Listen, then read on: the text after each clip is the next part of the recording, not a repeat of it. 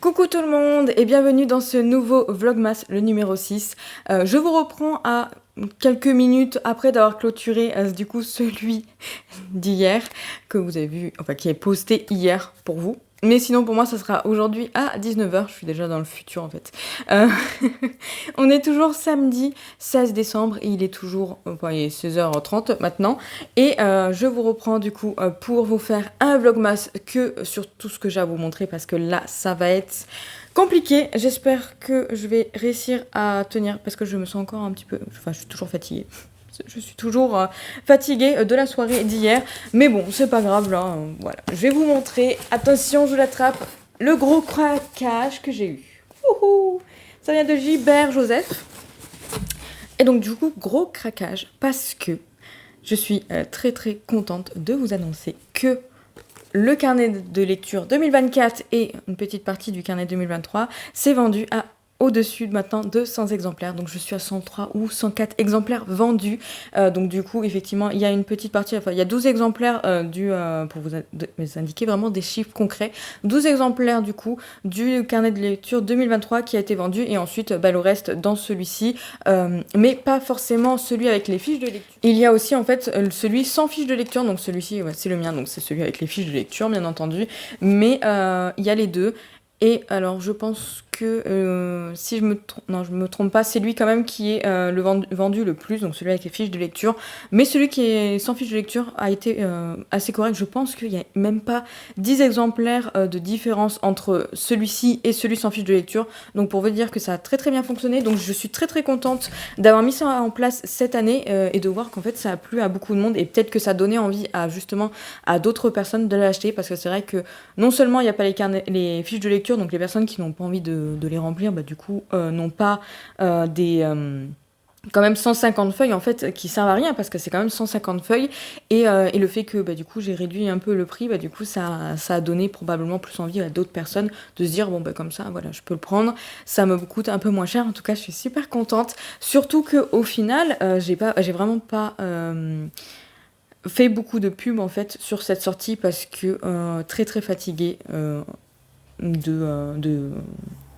depuis quelques mois de toute façon, et du coup j'arrivais pas à aller voilà, vers les gens, à faire de la publicité. J'ai fait quelques posts Instagram, mais vraiment, enfin quelques stories même Instagram, mais vraiment pas énorme, et c'est vraiment le bouche à oreille qui a permis à ce carnet de se développer, de se vendre, et ça justement je suis très très contente parce que non seulement j'ai des anciennes clientes qui sont venues, qui sont revenues. Donc voilà, déjà pour la deuxième année, voire pour la troisième année pour certaines qui sont là depuis le tout premier carnet de lecture. Mais j'ai aussi des nouvelles personnes qui étaient là, des personnes qui m'avaient contacté en me disant « Ah mais c'est quand que tu le mets en ligne ?» Parce que l'année dernière, j'ai pas pu l'acheter parce que je suis arrivée trop tard. Mais là, je veux trop l'acheter. Donc en fait... voilà, c'est juste du bonheur là-dessus parce que non seulement j'ai des nouvelles clientes, j'ai des anciennes qui reviennent et sans faire de publicité, juste avec du bouche à oreille, j'ai réussi à bien avancer là-dessus. Donc je me dis que c'est un peu dommage quand même que le mois de janvier, en fait, le carnet de lecture ne sera plus en vente parce que je dois avoir pas mal de choses sur la boutique. Et je me suis dit que c'était le moment de le faire dès le premier mois de l'année pour partir sur une année saine. Donc du coup... je verrai, peut-être que je le remettrai en ligne après, quand j'aurai fini tout ça, parce que j'ai quand même pas mal de choses à faire. Donc peut-être, même si c'est en février, je verrai avec les personnes sur Instagram si elles sont intéressées pour l'avoir encore en ligne, au cas où s'il y en a qui veulent le récupérer. Mais voilà, en tout cas, c'est sûr que là, il sera en ligne jusqu'au 2 janvier. Il va peut-être falloir que je change un petit peu mes trucs sur la boutique. Mais après, je ne sais pas si en mois de janvier, il y en aura. Ça dépend de comment je vais avancer dans tout ce que j'ai à faire. Bref, tout ça pour dire que du coup, grâce à... après d'avoir passé ce palier-là, je me suis dit, ce serait bien que je me fasse plaisir parce que c'est quand même beaucoup de travail. C'est beaucoup de temps à consacrer. Et je me suis dit, ça serait plutôt cool que je me fasse plaisir du fait que j'ai beaucoup travaillé et que je le mérite. Et je me suis dit, bon, qu'est-ce qui va te faire plaisir, Mélanie ? Bon, je pense que tout le monde a deviné, des livres. Bon, j'ai d'autres passions, mais j'étais en train de me dire qu'est-ce qui me ferait vraiment, vraiment plaisir de pouvoir acheter avec justement une partie du petit salaire que je peux me permettre de faire avec la vente des carnets de lecture. Et j'ai réfléchi, je me suis dit oui, mais des livres c'est pas très sérieux parce que on n'oublie pas, j'avais donné comme objectif cette année de terminer ma pile à lire. C'est un peu raté. Surtout que, du coup, avec Montreuil, je me suis dit, bon, Montreuil, on va se permettre d'acheter quelques livres, mais on va juste le faire à Montreuil. Finalement, le mois de décembre, j'ai Montreuil plus de 20 livres dans ma pile à lire. Ajoutés en un mois. Oh, bah c'est bien, hein, j'ai bien baissé. Une chose est sûre, c'est que je vais commencer quand même l'année avec moins de livres que le début d'année 2023, ça c'est sûr. Mais je suis loin d'avoir fini ma pile à lire. C'est pas grave, on va commencer tout de suite du coup à... Enfin, je vais commencer tout de suite à vous montrer les livres que j'ai achetés du coup. Donc j'ai ouvert le carton pour éviter des bruits de... Oh mon petit Shanks, j'ai essayé de l'attraper, ça n'a pas marché. Tu veux venir dire bonjour? Donc j'ai ouvert le carton pour éviter les bruits de carton. J'espère que ça ira. Donc là je vais prendre les livres et je vous les montrer, voilà. Il y a 10 livres. Il y a 10 livres. Bonjour bébé, attention.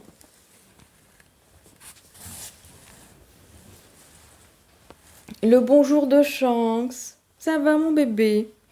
Regardez-moi ce bébou tout gentil. Il m'a fait des gros câlins ce matin, c'était trop cool. Tu veux pas? Il va rentrer dans le carton? Non, tu vas pas rentrer dans le carton. Mon petit chou, tu ne peux pas rentrer dans le carton parce qu'il y a des livres. Mais alors là, en fait, je voulais vous présenter les livres et maintenant que je l'ai dans les bras, ça va être compliqué. Bah ouais, et puis je vais pas te pousser quand même, mon petit chou. Bref, du coup, premier livre que j'attrape, c'est un petit poche. Ça s'appelle Les Noces de la Renarde de Florian Soulas. Si je commence déjà à bugger, ça va être compliqué. Donc un petit pocket et c'est à la fois une histoire peut-être plutôt historique, mais également fantastique, où en fait on est en 1400. On a deux époques. On a en 1467, au Japon, Hikari, une kitsune, vit avec ses sœurs dans une forêt peuplée de petits dieux. Fascinée par les humains, la mystérieuse jeune femme s'intéresse de près aux villageois installés au pied de la montagne et surtout à Jun, l'un des bûcherons. Mais le contact avec les hommes est formellement interdit par son clan, donc on a un côté fantastique. Et en 2016, Tokyo, Mina a le pouvoir de voir et de côtoyer les yokai. Donc les yokai, c'est des monstres japonais. Esprits et monstres du folklore japonais. C'est juste indiqué juste après Mélanie. Solitaire à cause de ce don qu'elle doit cacher à tous, la jeune femme ne se sent pas à sa place dans la société. Jusqu'au jour où un esprit tente de s'introduire dans ses rêves et que sa camarade Natsume l'entraîne dans une chasse aux démons à travers la capitale. Voilà, ça m'a donné très très envie. C'est pas forcément le genre oui et non que j'ai l'habitude de lire. En fait, généralement, je lis pas surtout des formats poche. Mais là, ça me tentait vraiment bien et on est sur un côté fantastique adulte. Donc, j'avais très très envie de découvrir ça. En plus, ça se passe au Japon. Comment vous dire que j'adore le Japon. J'espère juste que ça sera super. Mais en tout cas, je suis très contente de l'avoir trouvé et ça me tentait bien et je me suis dit bon, ça peut aussi changer. Donc pourquoi pas, en plus il était vraiment pas cher. Parce que là en fait c'est peut-être encore les promos sur Gilbert Joseph. Peut-être à vérifier. Mais en tout cas, il y avait des livres vraiment pas du tout chers. Donc là j'en ai profité, j'ai dit allez, c'est parti, je prends ce que j'ai envie, ce que j'ai très très envie de lire, ce qui me tente beaucoup en fait, parce que sinon j'allais pas l'acheter. Et j'ai regardé aussi au niveau des prix. Et puis j'ai trouvé quelques livres que j'avais pas forcément envie de lire tout de suite, que je connaissais pas forcément. Et voilà, je suis plutôt contente. Bref, je suis déjà en train de trop parler. Donc le deuxième livre, il s'agit de L'Empire d'écume, la fille aux éclats d'eau, donc le tome 1, de Andrea Stewart. Je pense que beaucoup de personnes l'ont vu passer, donc je pense que je vais pas faire un résumé ou lire le résumé. En tout cas, ça parle de magie d'os et ça me faisait très très envie. Ma collègue a lu le tome 1. Elle a lu le tome 1, Oui, on en avait parlé ensemble. Elle a lu le tome 1, elle avait beaucoup aimé, donc ça me donnait bien envie. C'est pas le format hardback, puisque, bon, en fait, de toute façon, je crois qu'il est, de toute façon, il est plus édité. Et puis, personnellement, je pense pas qu'il apporte un truc en plus par rapport aux versions brochées, qui est très très jolie aussi. Donc c'est pas grave, en tout cas il était pareil, à prix, comme je vous ai dit juste avant, à prix pas très cher. Donc je me suis dit, ça serait l'occasion de découvrir, surtout que il y a beaucoup de personnes qui ont aimé, et puis la plupart du temps c'est des gens qui ont les mêmes goûts que moi. Donc à voir. Ah là là, je me fatigue, là ça va être compliqué. Troisième livre que je prends, il s'agit de Eddie et Violette Bond de Amanda Glaze.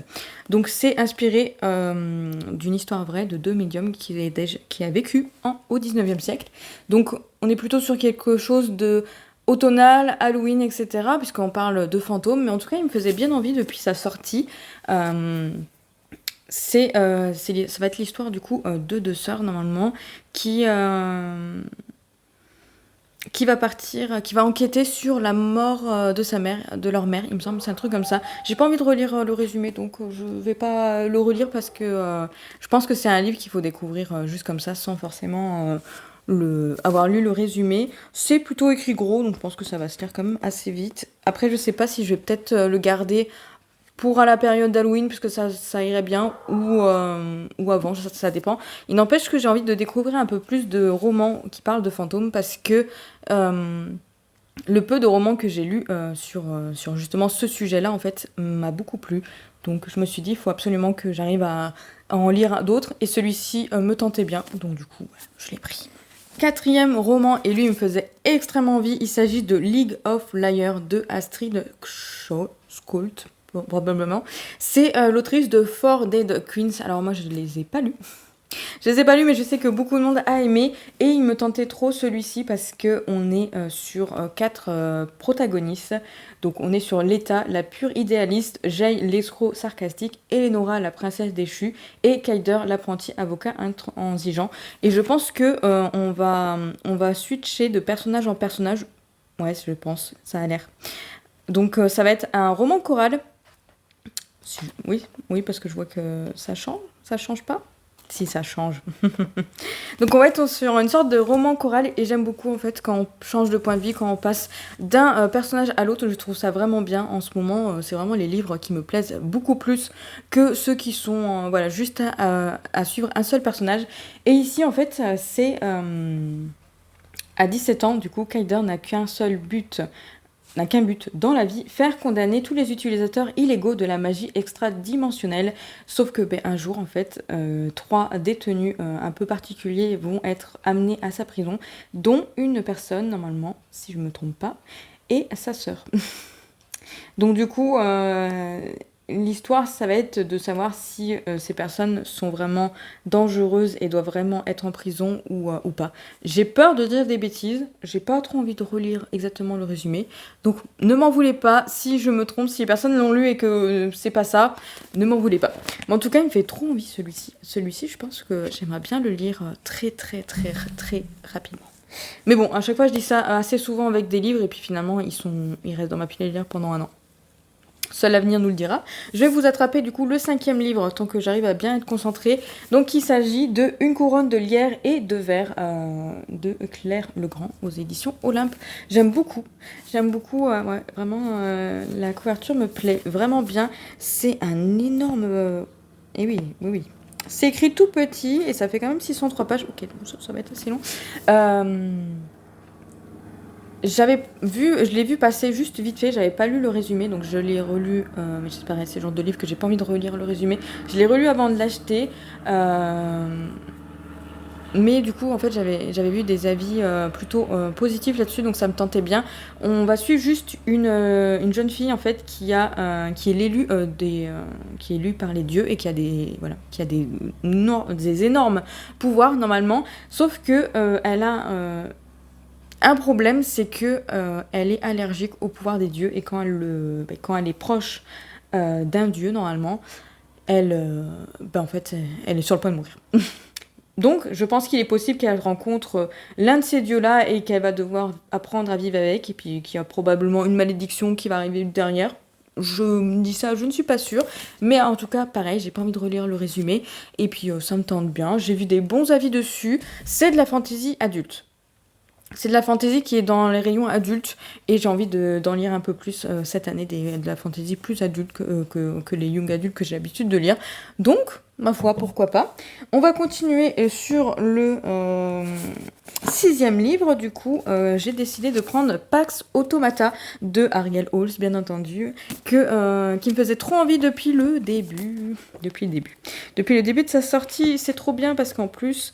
Alors, c'est un jeunesse.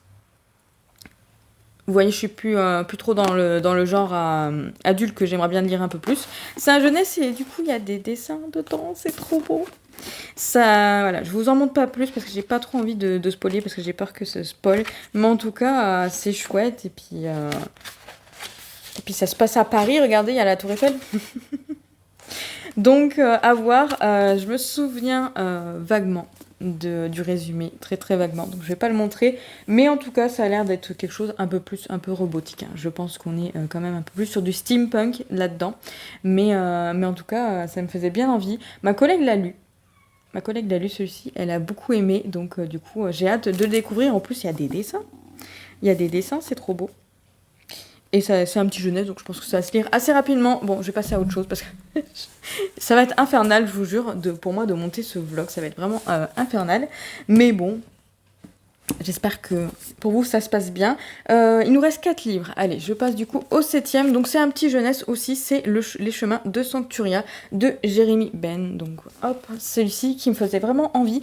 Et lui, je l'ai trouvé vraiment pas cher. Je crois que je l'ai payé 3 euros, même pas. 3 ou 4 euros en fait. Et là je me suis dit, ah bah écoutez, ok. Pas de souci, c'est le moment de le prendre. En plus, il y a quand même des avis vraiment... des très très bons avis dessus, donc en fait ça m'intriguait bien. Je sais que Anaïs l'avait dans la... Bon, il est un petit peu abîmé celui-là, oula.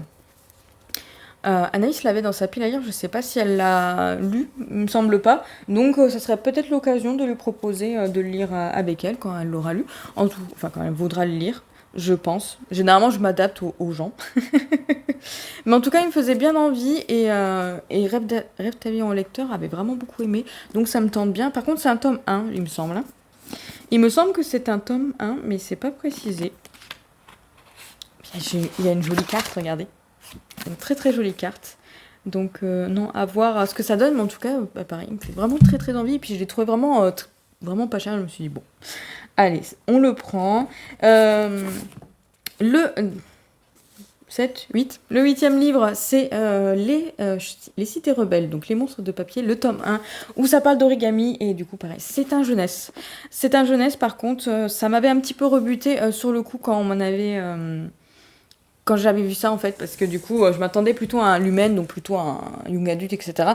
Et quelqu'un, je sais plus qui c'est qui a dit ça, mais a prévenu que c'était quand même vraiment jeunesse, donc il fallait vraiment partir là-dessus. Maintenant que je suis au courant, bah du coup j'ai laissé passer plusieurs mois, parce que ça fait quand même un petit moment hein, qu'il est sorti celui-ci, parce qu'il me faisait bien envie dès sa sortie, mais du coup j'avais attendu des avis.